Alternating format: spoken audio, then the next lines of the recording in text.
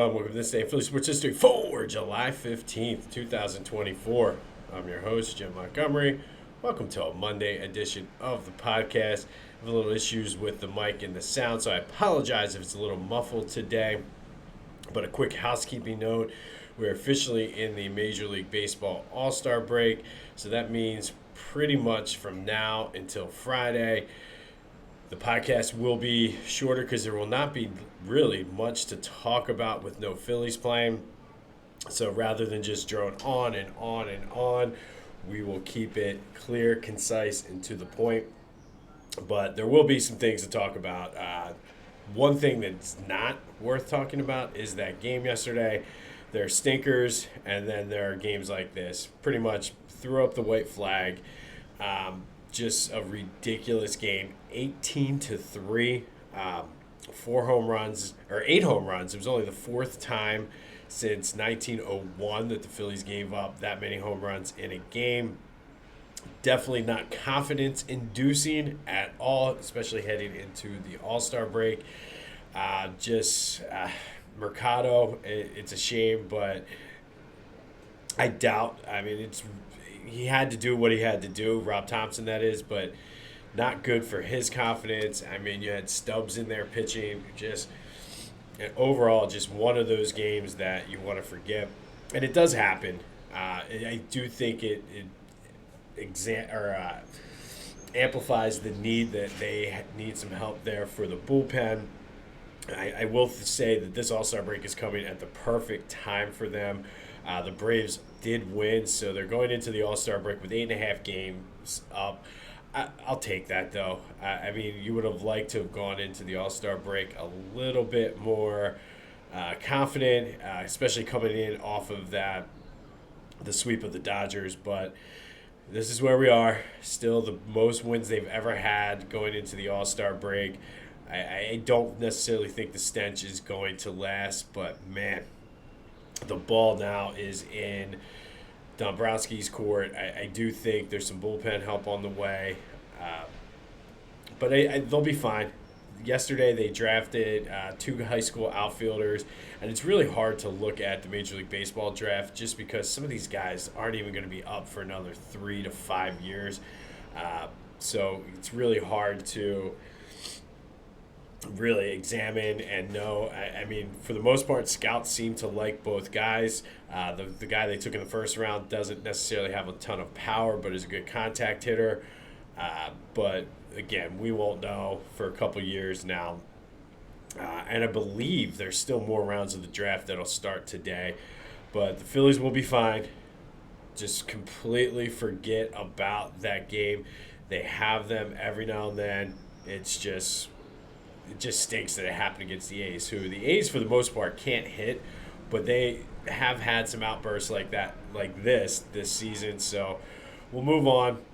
Like I said, we'll cover the All-Star game. We'll cover Bohm in the Homerun Derby, and then after Tuesday, there's really not much to talk about Philly sports as we gear up for training camp. We'll do some Sixers Summer League. But this is officially the dog days right now. And then once they come back later this week, it's like a full sprint to the playoffs, to training camp. And then right around the corner is NHL and NBA season. So we're at that point where right now there's nothing, but it's going to pick up a lot. Be sure to check out my boys over at the Clashing Conferences. They have their new baseball podcast out. That's available wherever you get your podcasts as well as on YouTube. Haven't been able to watch the whole thing, but will see some familiar faces on that. So check out the Clashing Conferences wherever you get your podcasts as well as on YouTube. And then be sure to check out Philly Goat. I've seen a lot of people with the Cruck is My Spirit Animal shirt. It's a great shirt, and 10% of the proceeds benefit Battle Brothers Foundation, they do great things for our vets.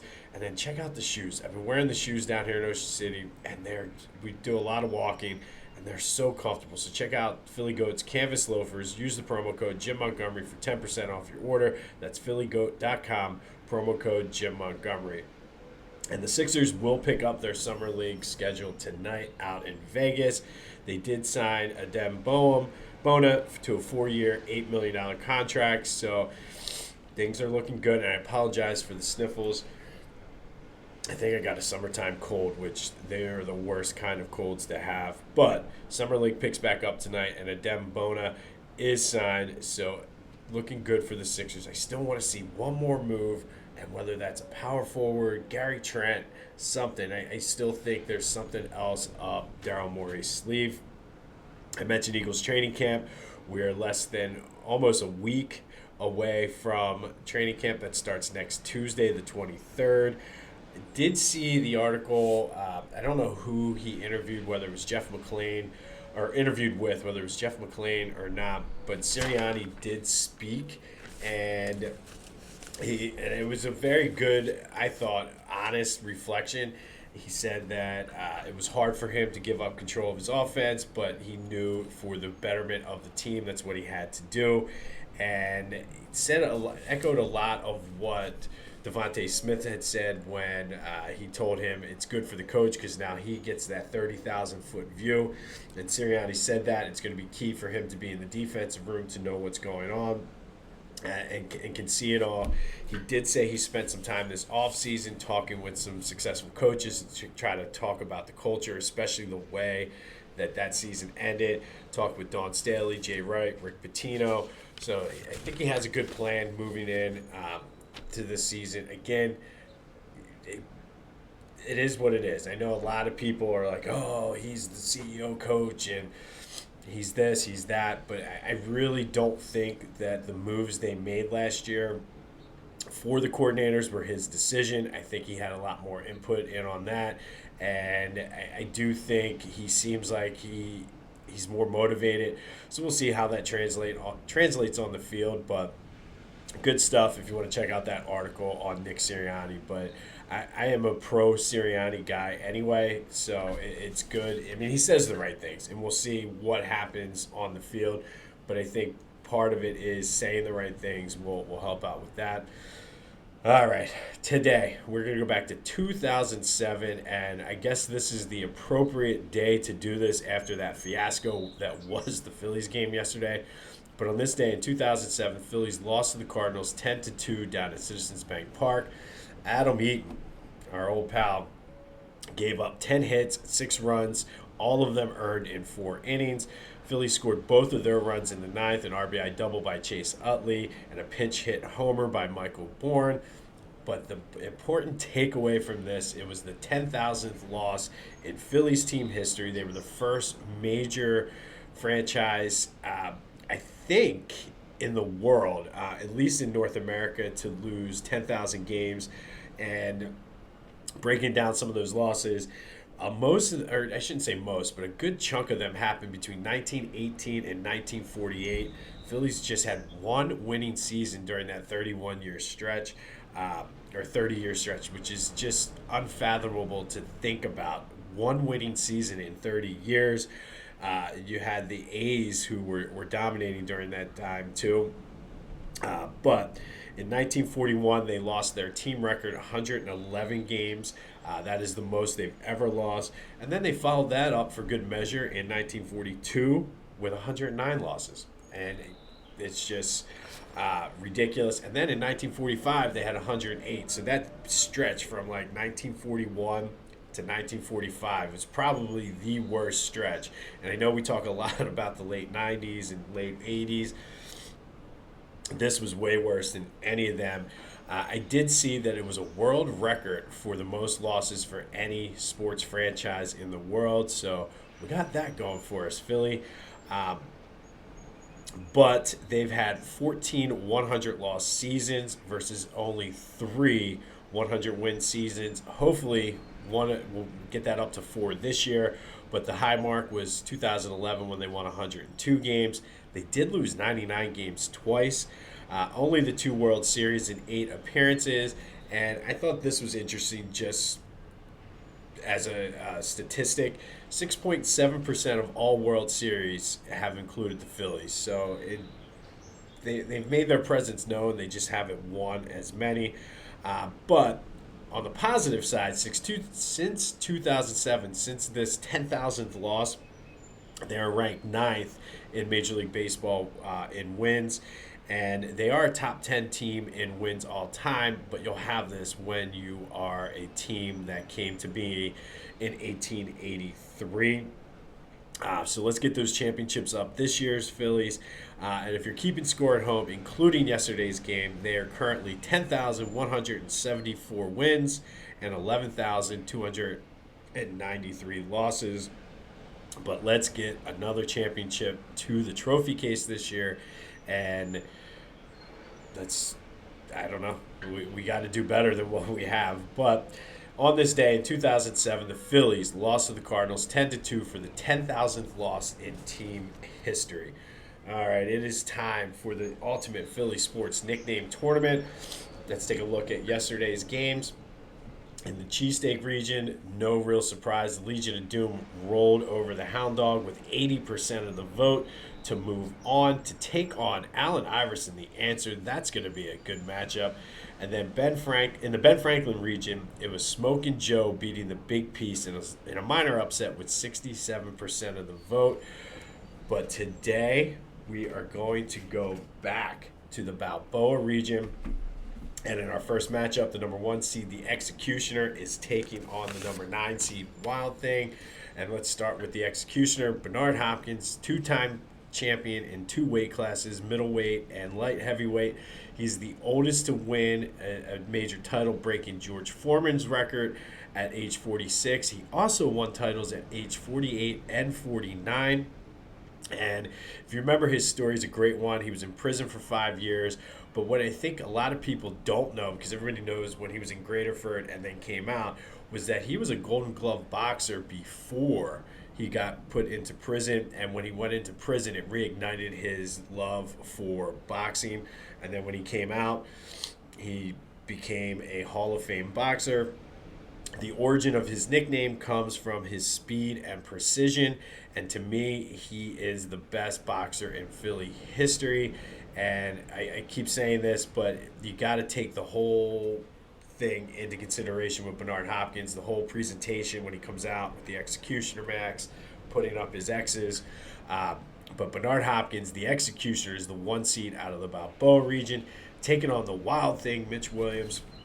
3 years in Philly, 102 saves, which is number 4 all time for them, behind Jonathan Papelbon, Jose Mesa, and Steve Bedrosian. And the origin of his nickname comes from his crazy delivery where he would practically fall over. And it was a play on Ricky Vaughn from Major League.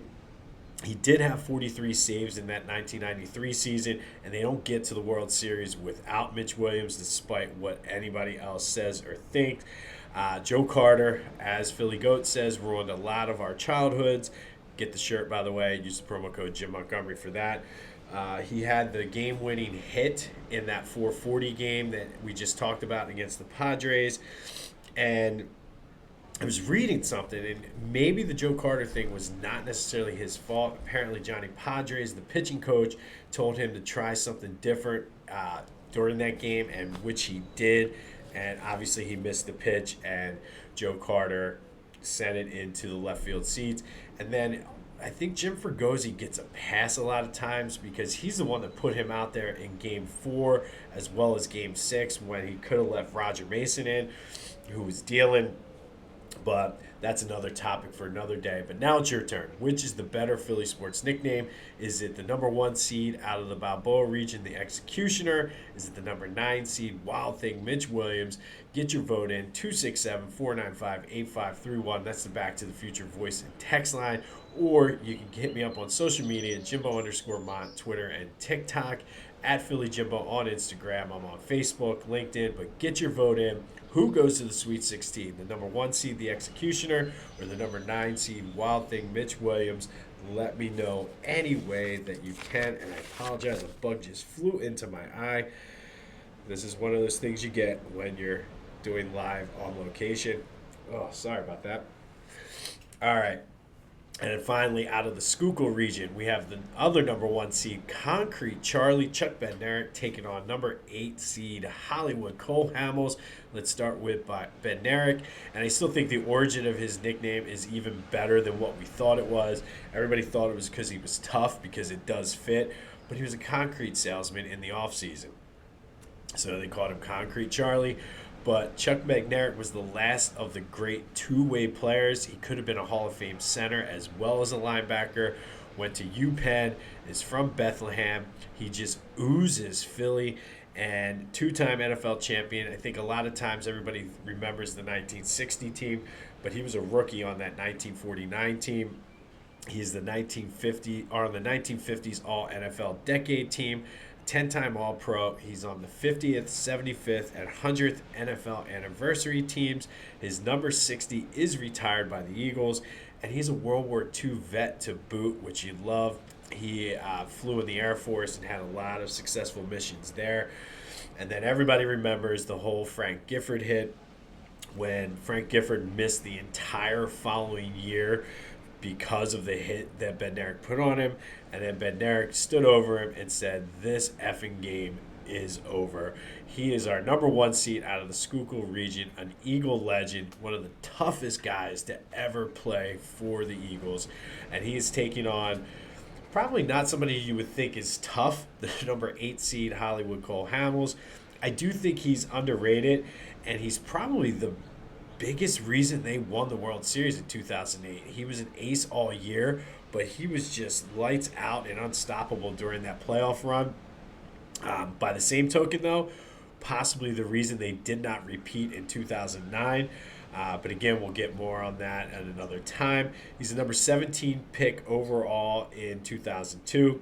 10 years in Philly, 114 wins, 90 losses, 2 no-hitters, one of them combined, including one in his last start with the Phillies, which is incredible. And other than maybe Robin Roberts, the best homegrown Phillies pitcher that they've ever had. He's number 6 all-time in wins, number 3 in strikeouts, number 6 in innings pitched, and the origin of his nickname comes from the fact that he's from California, and I believe it was Ryan Howard gave him the name Hollywood Hamels. But it is your turn now. Which is the better Philly sports nickname, Concrete Charlie or Hollywood Hamels? Get that vote in, 267-495-8531. That's the Back to the Future voice and text line. Get that and anything else Philly sports related off of your chest.